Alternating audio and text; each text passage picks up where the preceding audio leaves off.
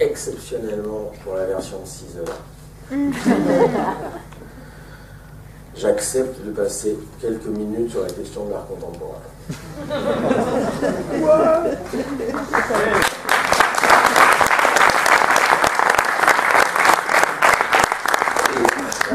Comme je ne la fais pas souvent, je ne veux pas me tromper dans les citations, donc je les ai imprimées. Je suis très très prudent avec la critique de l'art contemporain, parce que si vous ne prenez pas le temps d'expliquer ce que c'est que cette arnaque gigantesque, si vous n'avez que quelques minutes, on va vous soupçonner d'être réactionnaire, d'être poujadiste, d'attaquer l'art, en gros de faire partie du Front National. Et donc c'est très délicat de s'en prendre à l'art contemporain, et moi je prétends qu'une des tâches de la gauche est de se battre contre ça. Et vous voyez bien comment la gauche s'est piégée dans le piège culturel, dans le piège artistique. On a le temps, on va prendre un petit quart d'heure, ça vous va? J'ai eu l'intuition la première fois que... Enfin, j'ai eu le déclic en regardant une émission d'Arte sur la CIA. Arte. Au revoir. Bon, la chaîne culturelle. Et alors, il y avait une émission à 4 épisodes qui était une histoire de la CIA. Regardez ça. Et là, je tombe sur un mec, un directeur de la CIA des années 60, qui dit: l'opération de désinformation la plus réussie de toute l'histoire de la CIA est le financement de l'art contemporain en Europe. Et là, je me suis dit, ok, là, il va falloir que je bosse. Lisez le livre de Florence Saunders, une historienne américaine, c'est sa thèse sur ce truc-là, sur le financement de la culture avec un grand cul. Lisez ce livre, ça s'appelle « Qui mène la danse ?» On trouve encore tout à fait en librairie. Et elle vous explique comment la CIA va comprendre la nécessité absolue de détourner toute l'intelligentsia européenne de la tentation communiste. Tous les artistes, tous les intellectuels sont tentés par l'égalité communiste. Et les Américains ont un sacré problème avec ça. Et donc ils vont encourager des formes d'art qui ne disent plus rien sur rien, qui ne s'enracinent plus dans la société, qui ne parlent plus du monde, qui ne sont plus que des jeux formels, régressifs, cucu, concon, bébête et rigolo. Et ils vont encourager ça, ils vont financer ça, et ça va marcher. Ça va marcher parce qu'évidemment, quand vous flattez le caractère narcissique et régressif d'une personne en disant arrêtez de vous emmerder, arrêtez d'apprendre à sculpter, arrêtez de parler de la société, tout ça, c'est dépassé, c'est du réalisme socialiste, faites-vous plaisir, etc. Il y a des gens qui sont prêts à l'entendre, surtout si on leur donne plein d'argent derrière, et que cet argent vient de la CIA sans que personne ne le sache. L'histoire de l'Institut pour la liberté de la culture, tout ça, lisez le bouquin de Florence Saunders, tous ces machins. Par exemple, en 74, ou 71, j'ai un doute, il y a Brejnev, 74, c'est possible, c'est encore Brejnev-Nixon, 74, c'est possible, mais bref, bon, peu importe. Il y a un risque de famine en Russie, et Nixon va accepter de filer à Brejnev en secret des millions de tonnes de blé. Et alors, il y a eu une petite expo d'art contemporain dans Moscou par des jeunes artistes qui font des trucs nazes, des trucs provocateurs, voilà. Et puis elle a été rasée au bulldozer, c'était dans un terrain vague. Évidemment, tout de suite, les flics sont arrivés, les soviétiques, allez, dégage. Et bien, les Américains vont conditionner la livraison des millions de tonnes de blé à la tenue de cette expo. Et c'est une petite clique de 10-15 artistes, c'est pas grand-chose, voilà. C'est juste pour vous dire, ils vont conditionner les millions de tonnes de blé à la tenue de l'expo d'art contemporain. Ils savent le pouvoir de ce truc-là. C'est extraordinaire. Qu'est-ce que je peux vous dire? Qu'est-ce que je peux vous dire? L'idée de l'art contemporain, c'est d'éliminer le travail. C'est de l'art complètement idéologique. Si vous voulez, il y a un artiste français, il signe, quand il va au resto, il a une nappe en papier, il déchire un coin, il le signe. Et puis quand il a, je ne sais plus combien, je ne suis pas spécialiste de ça, mais quand il a, disons, 12 déchirouillis, je dis n'importe quoi, il en fait une œuvre. Bon, ça s'est vendu, son truc, il y a 4 ans, à la Biennale de New York, 200 000 €, et puis ça rentre dans des fonds spéculatifs à la Société Générale, ça va devenir 400 000 €, qui vont devenir 600 000 €, c'est un marché de l'art, et puis François Pinault va pouvoir y aller et défiscaliser. François Pinault et ses potes, les millionnaires. Et ça, c'est le rêve du capitalisme. Le rêve du capitalisme, c'est de fabriquer de la valeur sans fabriquer de la richesse. Vous voyez l'idée? C'est de fabriquer de l'argent en éliminant complètement l'idée même de travail, c'est-à-dire nous, en se passant nous. Et l'art contemporain réalise ça. Et dès les années 60, vous avez des galeries en France qui vont absolument virer tout ce qui est peinture, tout ce qui est sculpture, et qui vont se mettre à exposer du non-travail. Et vous avez des milliers d'artistes qui vont se mettre à crever la faim. C'est des gens qui continuent d'apprendre à travailler une forme, à travailler une matière, à souder, à sculpter, à peindre, tout ça va disparaître. Et ils vont se retrouver dans une marginalité considérable. Tous ces gens-là, ce qu'on appelle les artistes de la main. Lisez le livre de Aude de Kéros qui s'appelle L'art caché. Et c'est extrêmement édifiant. Et va se mettre en place cette espèce d'art de marché qui s'appelle l'art contemporain. À partir du geste de Duchamp sur le riz noir, les Américains vont comprendre un truc génial. Duchamp est un vrai artiste. Il fait un jour une provocation avec un riz noir, et les Américains ont un flash. Ils se disent, mais bon Dieu, mais bien sûr, pourquoi attendre le jugement de la postérité? Pourquoi attendre 2 siècles que le public décide qu'une œuvre a de la valeur? Un Rembrandt, un Picasso, j'en sais rien. Il suffit d'inverser le truc. Il ne faut pas attendre que ça soit l'œuvre qui fasse l'artiste. Il faut faire le contraire. Il faut désigner des gens, se mettre d'accord entre nous, désigner des gens comme artistes, et à ce moment-là, tout ce qu'ils font, c'est de l'art. Et c'est de l'art immédiatement. Et donc, vous pouvez construire un marché avec ça, alors que vous ne pouvez pas faire un marché avec du Velázquez, parce qu'il n'y en a pas assez. Alors qu'avec du Damien Hirst, vous pouvez, parce qu'il suffit de remplir une armoire avec des gélules, et que vous pouvez le faire plusieurs fois par jour. Qu'est-ce qu'il faut pour qu'il y ait un marché? Il faut 3 conditions. Il faut des riches, il faut des millionnaires. C'est pour ça qu'il y a un marché de l'art qui émerge en Chine. Il faut des œuvres à profusion. C'est à ça que sert l'art contemporain, de pouvoir fournir ce marché. Et il faut qu'une institution garantisse la valeur de cette œuvre et la cote de l'artiste. Et ça, c'est le ministère de la Culture chez nous. Et il fait ça avec de l'argent public. C'est pour ça que je trouve qu'on a le droit d'en parler. D'accord? Quand le ministère de la Culture achète avec l'argent public à des sommes extravagantes, des âneries, des andouilleries, des gags, cucu, concon, bébête et rigolo, il crée une cote, et par décision du Conseil d'État de 1991, ça c'est dans le livre de Christine Sourgin qui s'appelle « Les mirages de l'art contemporain », par décision du Conseil d'État, le prix d'achat des œuvres d'art contemporain par l'État, par le FNAC, est tenu secret. C'est une des seules exceptions dans la République française. Vous ne pouvez pas avoir accès à cette information.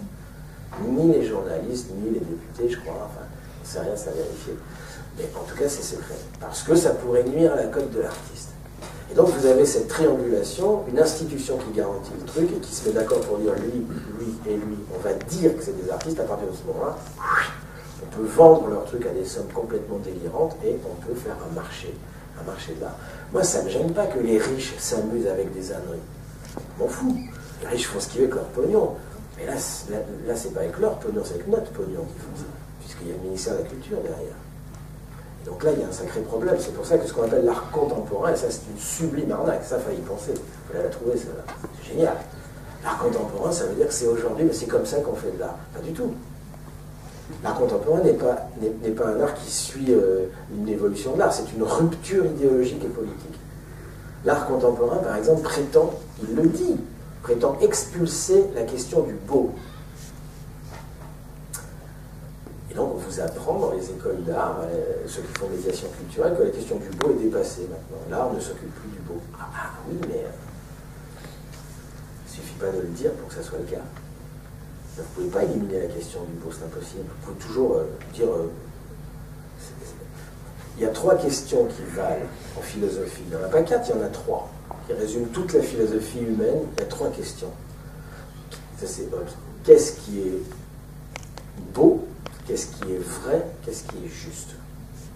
Qu'est-ce que le beau? Qu'est-ce que le vrai? La question de la vérité. Qu'est-ce que le juste? La question de la justice. Vous pouvez toujours dire que le beau n'existe plus. Cette question est une question universelle. Je ne sais pas si je me fais comprendre. Imaginez un État qui dirait le vrai n'existe plus. Question de la vérité, fini. Ça n'existe pas, la vérité. Ou qui dirait la justice, ça n'existe pas.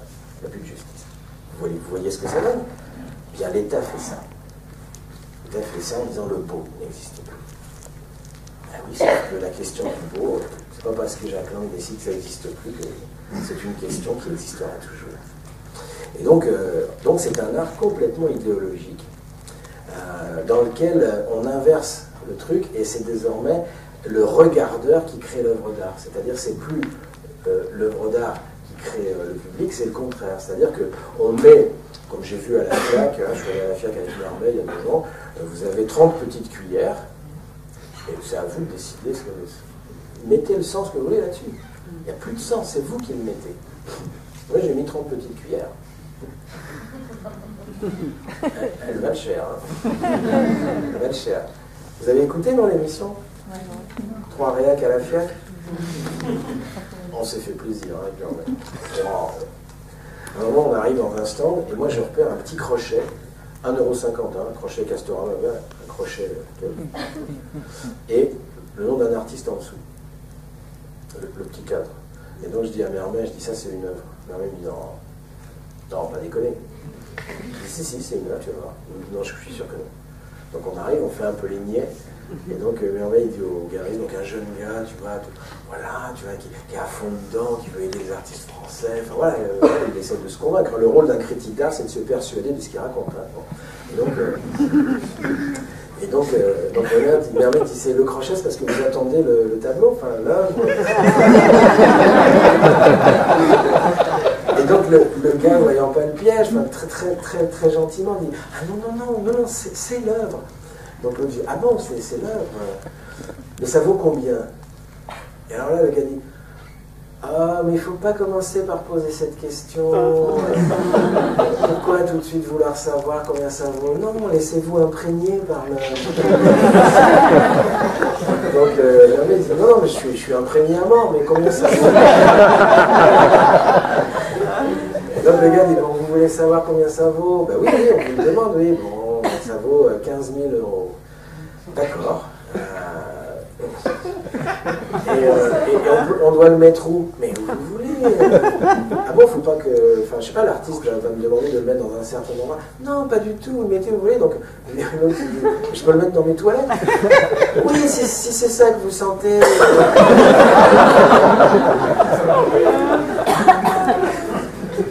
C'est de l'art de marché. C'est de l'anti-art, c'est du non-art. J'ai aucun problème avec ça. Puis en plus, maintenant j'ai lu, ça va, je me sens pas tout seul. C'est vraiment une décision de casser la question de l'art. Mais je veux dire, bon, voilà, c'est pas parce que tu décides de la casser, parce qu'il y a un pouvoir complètement taré, et parce que des riches décident de se faire du fric avec ça, que la question de l'art cesse d'exister. Demandez à tous les artistes qui crèvent la dalle aujourd'hui en France, et il y en a peut-être ici, enfin, je veux dire, qui font ce qu'ils peuvent pour vendre, pour sculpter, tout ça, qui continuent le travail de la main. Bon, alors, ils devraient plutôt se faire reconnaître, sauf que là, pour que votre crochet vaille 15 000 €, il faut que vous soyez dans un certain nombre de réseaux. Il faut qu'on décide qu'on va jouer ça avec vous.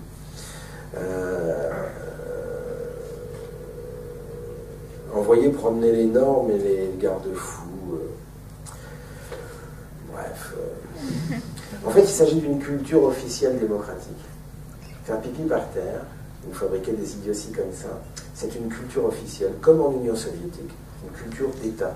Sauf que c'est une culture officielle démocratique, c'est-à-dire qu'elle consiste à valoriser en permanence de la liberté d'expression. Une liberté d'expression absolument sans objet. C'est-à-dire une expression qui n'est jamais subversive, qui n'est que transgressive. Vous voyez la différence entre une transgression et une subversion? Une grosse partie de l'œuvre de l'art contemporain, c'est pipi, caca, sperme, pipi, caca et sperme et crachat. Beaucoup de transgressions. Et faire pipi par terre à Avignon, si vous voulez, c'est de la transgression. Ce n'est pas de la subversion. C'est-à-dire que faire pipi par terre, ça ne fait pas peur au MEDEF. Et nous faire passer de la transgression pour de la démocratie, de la liberté d'expression, c'est vraiment nous prendre pour des quiches. Mais ça marche. Alors je vous ai présenté, je voulais vous citer, c'est le rêve de la marchandise, si vous voulez, c'est le rêve marchand. L'art n'est plus réduit qu'à un jeu formel complètement déconnecté de la vie et qui n'en reçoit plus l'impulsion. Alors, je me propose de vous citer quelques œuvres. Je ne vais pas les commenter, je vais juste vous les dire. Ça va? On a le temps? Tranquille. Alors, est-ce que vous connaissez BMPT? BMPT, c'est 4 personnes, c'est Buren, Mossette, Toroni et Parmentier, hein, qui ont décidé dans les années 60 que l'art, c'était un opium au service de la bourgeoisie. Et donc que l'artiste doit refuser le système et refuser de faire de l'art. D'accord? C'est ça qui fait que c'est un artiste. Vous me suivez? Vous arrivez à suivre? Donc l'artiste, c'est celui qui refuse de faire de l'art. Ça va? Bon.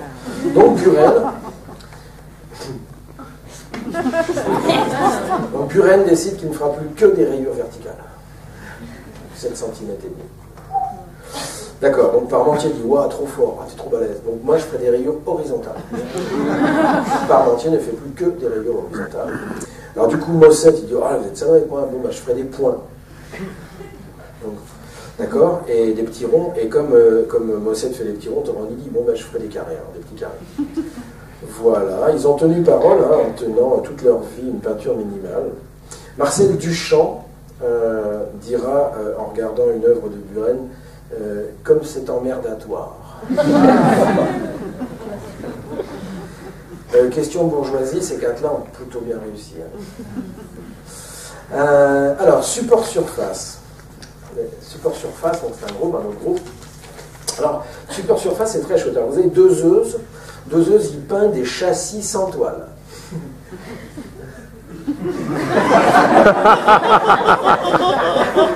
Allez, c'est balèze, c'est le sport. Alors Vialat, son pote, il dit « Ah, enfoiré !» Alors Vialat, lui, il peint des toiles sans châssis. Et Seytour, pardon, comme Noah qui a fait le châssis, l'autre la toile, il dit « Attends, je vais vous avoir. » Il peint l'image du châssis sur la toile.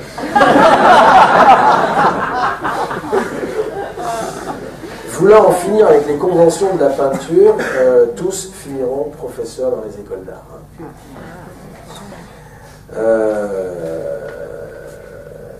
Celle-là, je vais vous la lire parce que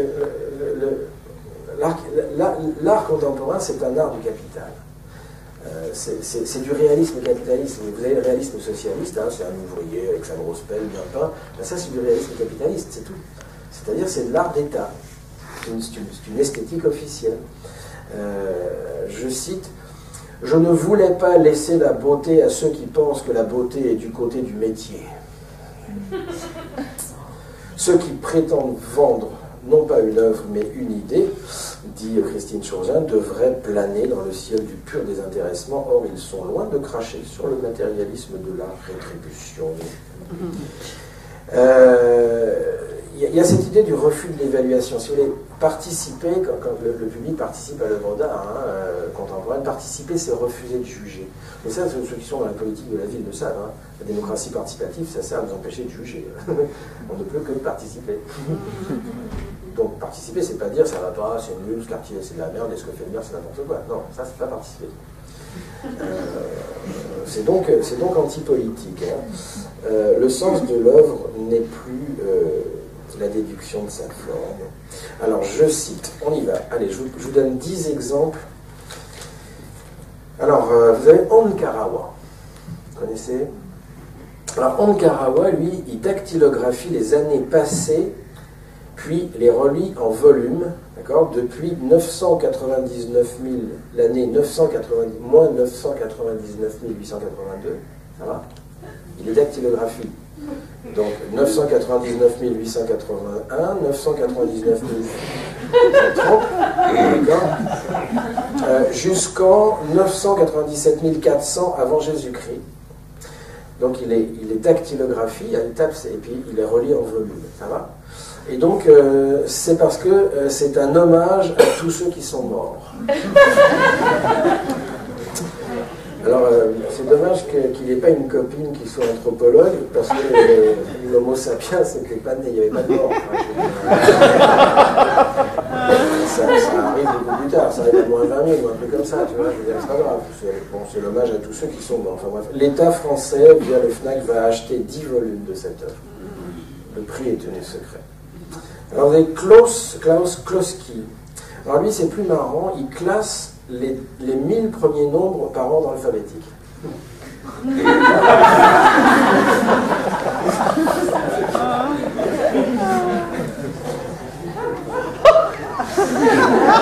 Je me demande s'il n'y a pas des poujadistes dans la salle.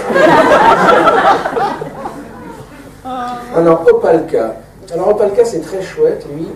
Il s'est amusé à peindre des nombres de plus en plus blancs. Donc, il peint sur une toile, hein, donc il peint des nombres. Et puis, toute sa vie, donc, il a fait ça pendant un nombre d'années absolument considérable. Et c'est de plus en plus blanc. Donc, alors, la toile est devenue totalement blanc au 1 000e. Et juste avant de mourir, il vient de mourir, il en était au 6 millionième.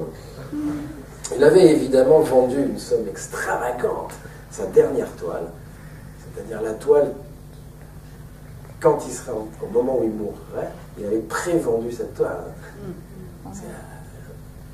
C'est de l'art contemporain, c'est un peu d'art de marché quand même. Le jeu de paume a accroché l'œuvre en célébrant un art complètement dégagé des contingences de la vie. Et Opalka dit « J'ai compris le sens de ma vie dans le non-sens à peindre une suite de signes logiques allant nulle part et avançant à la rencontre de moi-même. » J'en cite que 10, hein, puis après on passe à autre chose. Vous avez Art Schwager. Alors lui, il a fait un polyptyque en formica, très grande réussite qui évoque le retable de l'agneau mystique de Van Eyck, ou plutôt l'armoire ouverte de ma concierge. Donc c'est un polyptyque, quand vous ouvrez, il n'y a rien dedans, en formica. Et la FNAC, le FNAC c'est le Fonds National d'Achat d'Art Contemporain. Le FNAC dit, de pour ouvrir les guillemets, les promesses que suscite la possibilité d'ouvrir une structure fermée sont déçues par ce singulier polyptyque. L'intérieur ne contient rien de plus que l'extérieur et l'ouverture des panneaux n'apportera aucun sens nouveau. La structure du retable se voit mise au service de la répétition du même. Alors on appelle ça du discours délirant. Tout le discours artistique, c'est du discours délirant. On fait ça dans les ateliers de désintoxication à la langue de bois. Hein. On s'amuse maintenant, on demande à des gens de présenter une œuvre et de nous faire un acte de médiation culturelle. Donc voilà, ils mettent une biscotte là-dessus, et ils nous disent, alors voilà, cette permanence du permanent et de l'impermanent dans un re-questionnement de la verticalité, enfin tu vois, on se marche. Et donc, si vous regardez l'édito, par exemple, d'un spectacle de danse contemporaine, c'est souvent très impressionnant.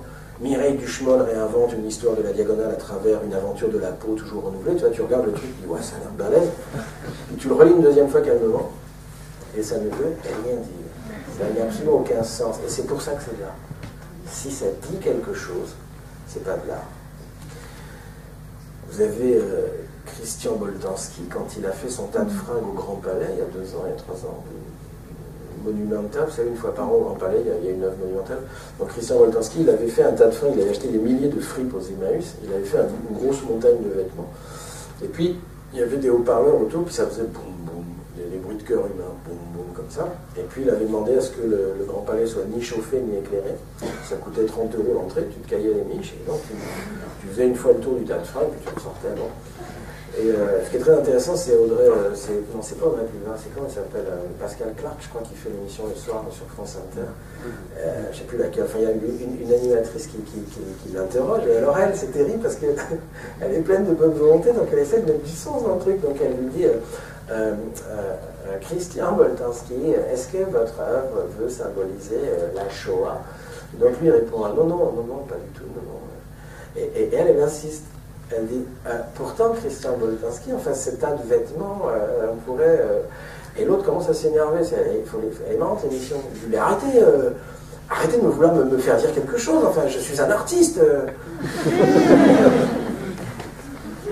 Animateur socio-cul dans une MJC, le mec, il ne parle pas de choses, il fait un acte... Non, bref. Alors l'exposition Voilà. Ça, c'était chouette, ça présentait un artiste qui archivait tout et n'importe quoi, mais qui déclare avec aplomb, c'est un système d'érudition inversé. Je ne veux pas imposer mes goûts, alors je présente des non-goûts. Bon, Bon, alors après, vous avez, comme sur la beauté, je vais passer parce qu'il y en a trop. Enfin, Nick Knight, lui, c'est un aquarium géant, fourmi des asticots au centre de la chapelle Saint-Charles. Vous avez Lee Bull, au MoMA, à New York. Lui, il a présenté des poissons en décomposition, en train de pourrir, avec des perles dessus. C'est joli. Alors vous avez un humour aussi assez marrant dans l'art contemporain. Au jeu de paume, ils ont exposé un camp de concentration en Lego. De Anselm Kiefer, Dieudonné Fressel, il rentre au direct. Ou Henrik Plaigne Jacobsens, lui, il a fait une chambre à gaz hilarant. Donc, comme c'est de là, il a eu le temps. Ah, Paul McCartney, c'était chouette, vous avez suivi ça, c'était une ville du sud de la France. Il y avait un mannequin pantalon baissé qui était en train de forniquer à un arbre. Et c'était en pleine rue de, je ne sais plus quelle ville c'était dans le sud. Et donc le maire a interdit, c'était tout le monde qui passait, qui voyait un mec en train de baiser un arbre. Et donc le maire, qui était un réactionnaire de droite, manifestement, avait pas aimé. Alors, vous avez fait un bordel, la drague, le ministère de la Culture avait hurlé à la censure, enfin bref, bon, Wim Delvoye, vous connaissez, c'est la machine à caca. Olivier Blancard, lui, travaille que avec du sperme d'artiste. Michel Jounial, à la galerie Tempion, lui, après une messe en latin, il a fait manger son sang sous forme de boudin, afin d'être un archétype de la création. Oui, et Christine Surgeon dit un truc chouette, elle dit la régression n'a rien de neuf dans l'histoire humaine. La nouveauté, c'est son officialisation. C'est sa promotion au statut de normalité par le biais du mot magique culture et d'un appareillage intellectuel légitimateur. L'illusion de tout maîtriser par le concept révèle de l'infantilisme pédant. Vous avez des trucs pas mal aussi, c'est Iota Castro, donc ça, non, c'est pas grave, ça pas pour un Nice. Ah oui, Paraponaris, pardon. C'était drôle ça. Il avait une expo qui s'appelait Tout ce que je vous ai volé. Donc il volait des trucs à des gens dans la rue et il avait fait une expo. Mais ce con, il avait volé un vélo et le mec reconnaît son vélo. Donc le mec prend le vélo et porte plainte contre l'artiste. Et donc, catastrophe, il ne peut pas le reprendre, c'est devenu une œuvre d'art le truc. Donc la drague va monter au créneau en lui interdisant de reprendre son vélo et en disant que c'est honteux de saccager une œuvre d'art. Et le mec il dit mais je veux juste mon vélo, merde. Moi c'était à Marseille. Alors vous avez le body art, alors Santiago Sierra, lui, il a payé 6 pauvres à la 20-30 $ pour avoir une ligne tatouée sur le corps. Bon, ça encore, pourquoi pas. Il a payé également des ouvriers africains 50 € par jour pour creuser 3000 trous inutiles pendant 37 heures par jour. Pendant 30 jours, 7 heures par jour en plein soleil. Puis ensuite, il les a fait boucher, c'était, voilà, son truc, c'était 3000 trous inutiles. Bon, c'est sympa. Ah, John Cage, vous connaissez sa fameuse pièce silencieuse. Bon. Alors, ce qui est intéressant, c'est la définition qu'il en donne. Aucun sujet, aucune image, aucun goût, aucune beauté, aucun message, aucun talent, aucune technique, aucune idée, aucune invention, aucune intention, aucun art, aucun sentiment.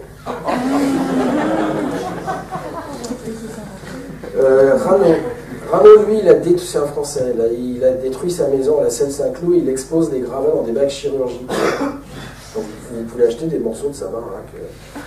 Ah bon, voilà, je pourrais vous en... Voilà, j'ai pas assez travaillé, puis j'ai pas envie de vous lire des trucs, et donc simplement c'est un art extrêmement aliénant, si vous voulez, parce que ça crée une violence symbolique dont il est très difficile de se défendre. Vous voyez ça. Moi, je pense qu'il n'y a aucun problème à ce qu'à gauche, je ne comprends pas qu'à gauche on défende ça. Ça ne sert qu'à la défiscalisation, c'est une niche fiscale, c'est une arnaque, enfin, c'est n'importe quoi. La première fois, c'était en 91 qu'une œuvre d'art contemporaine a dépassé une œuvre d'art ancienne, c'était chez Sotheby's, puisqu'un Velasquez s'est vendu 12 millions d'euros et à la même vente, le Damien Hirst s'est vendu 13 millions d'euros. Et c'était une petite armoire, vous savez, vitrée, pleine de gélules à l'intérieur. Enfin, voilà. Excusez-moi d'avoir été un peu long sur l'art contemporain. Je n'attaque pas l'art, au contraire, je défends l'art. L'art contemporain, lui, attaque l'art. Il prétend liquider la question de l'art. C'est très grave. C'est complètement totalitaire. Quand vous expulsez le sens, c'est du totalitarisme. On ne peut plus juger, penser, travailler les contradictions. C'est mort. C'est très grave. C'est un projet idéologique très inquiétant. Et donc, je reviens en arrière. Malraux veut du marbre.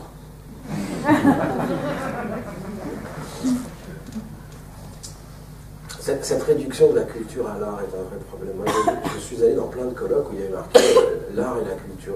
Le Parti communiste, l'art et la culture. Et en fait, vous n'avez que de l'art. Vous regardez le programme du colloque, c'est que de l'art. Qu'est-ce qu'ils appellent culture?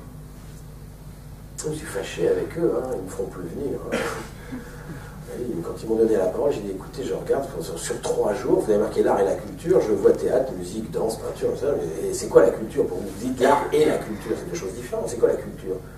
Et juste, je vais vous poser 3 questions. Est-ce que, pour vous, Parti communiste français, est-ce que vous pensez que le baccalauréat, dont la fonction depuis 50 ans est d'empêcher 30% de la population française d'avoir accès aux études supérieures, c'est-à-dire la classe ouvrière, et 30% de pauvres, interdits de culture critique, c'est à ça que sert le bac. Vous trouvez que les pauvres sont génétiquement bêtes. Est-ce que vous, Parti communiste, vous trouvez que c'est un problème culturel? Deuxième question, le management dans l'entreprise, le management par la compétence, hein, que des jeux de langage à la con sur l'excellence, la qualité qui fait que les gens se suicident. Est-ce que vous, Parti communiste, vous trouvez que c'est un problème culturel, ça? Ou est-ce que le problème culturel, c'est seulement le tas de fringues de Boltanski au Grand Palais? Là, il y a un mec qui m'a interrompu, qui a dit c'est scandaleux d'entendre ça, c'est du sarkozysme. Et je dis ça tombe bien, ça me permet de...